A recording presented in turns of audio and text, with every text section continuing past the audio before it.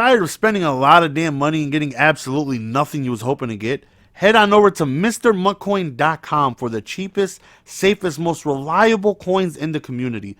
Use code GS for 20% off your purchase. Don't forget you can also purchase training there as well. Link is available in the description. So, ladies and gentlemen, hopefully you guys are doing fantastic. Wait! I'm about to jump into online head-to-head gameplay. This gameplay was played a little earlier this afternoon. And we went back. We went back to our natural chems. You see, T.O. is at a 97. I think Rice is at a 97. Moss is at a 98. Now, I can't get T.O. to a 99. I can't get Moss. Well, I can get T.O. to a 98. I can get Moss to a 99.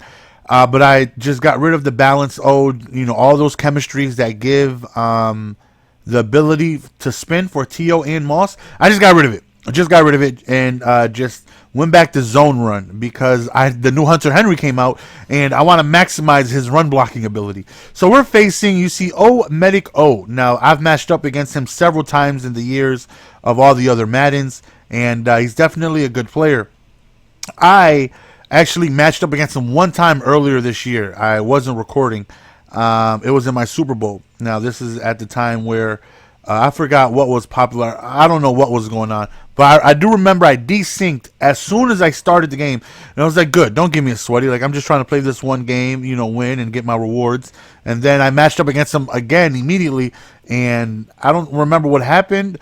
I do remember that I just end up just swing. That I end up just quitting because he beat the hell out of me. So that happened months ago. And I remembered that I went ahead and faced him months ago. So, and he beat me in my Super Bowl. So now I was like, okay, time for revenge. He's in his playoffs. Let's see if we can go on ahead and get ourselves a W. So, on 3rd and 3, he's running shed defense. So am I. You know, a lot of people running it. It's very popular. So, you know, he's running it out of cover 2. I'm running it out of, you know, different looks. But right there, we end up finding Momo on the crossing route beautifully over the middle of the field. Then we're going to go on ahead and run the ball. And as you guys know, I loves to runs the ball. Right here out of pistol bunch. Figure that we might catch him off guard with this. You know, we had all the tight end goons out there. Munoz, Hunter Henry, Dallas, all of them were out there.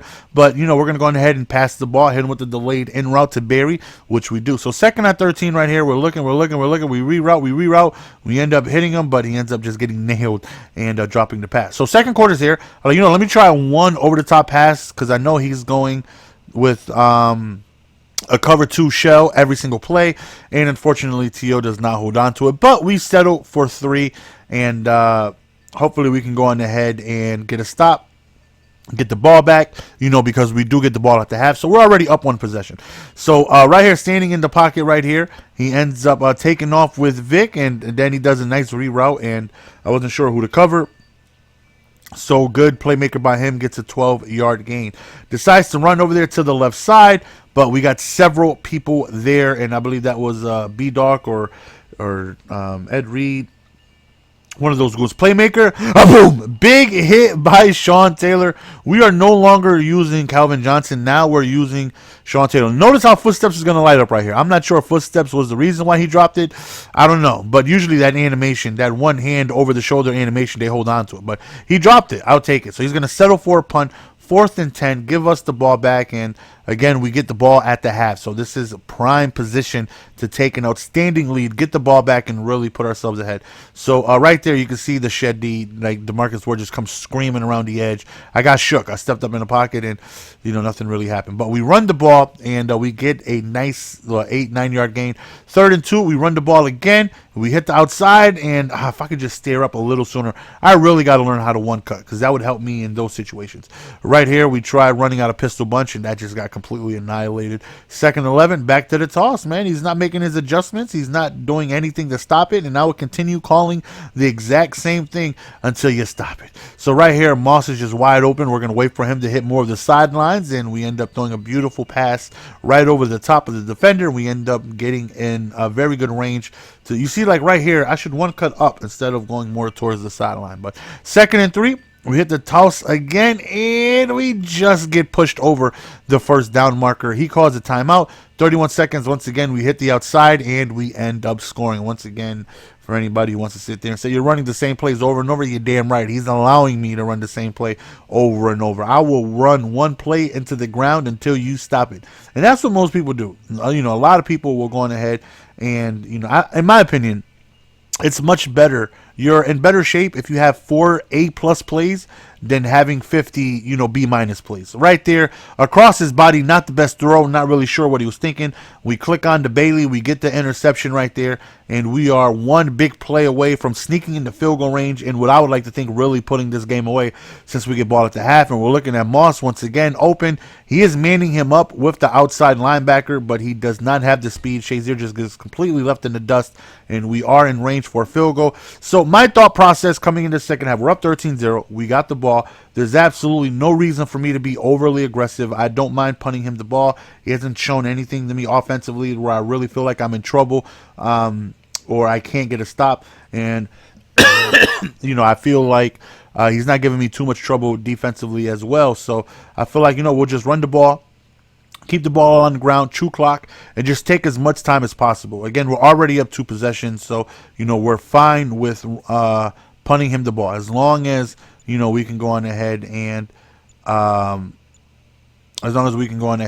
take as much time off the clock as possible. So once again, we hit the outside right here, and you can see he's not making any adjustments. There are some people that when I try running, you know, toss or my run plays, whatever, it just gets completely shut down. At this point, he pretty much realized the game is, you know, going to be very difficult for him to come back.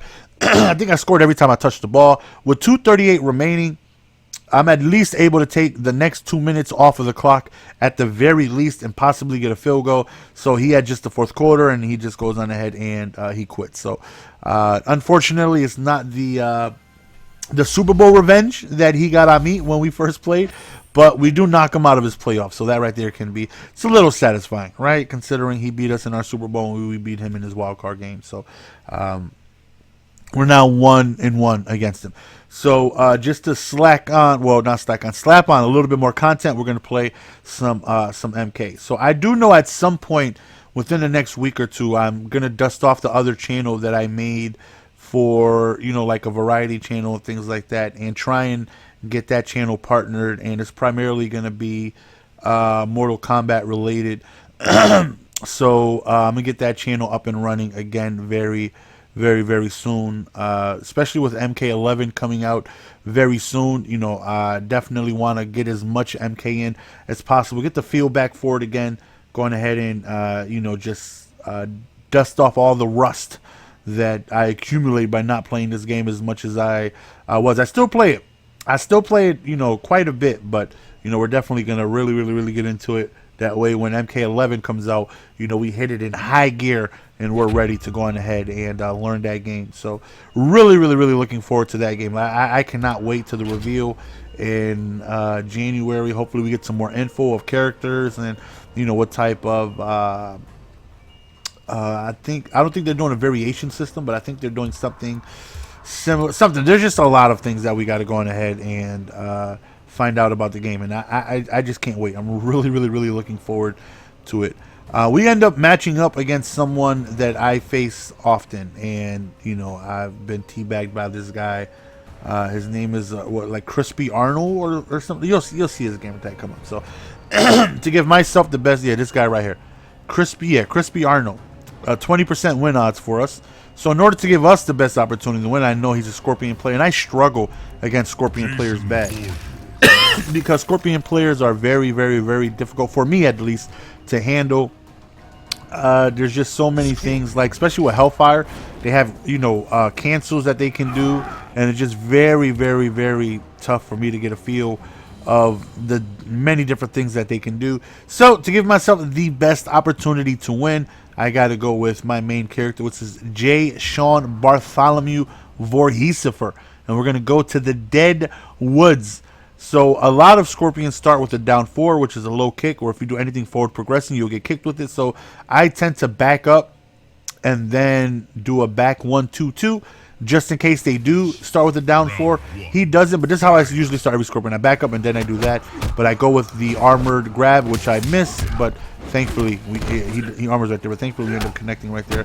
So I usually try that back 3, which is the knee into the hard knockdown. Right there we hit him with the choke, the command grab, and then we hit him with the red screen.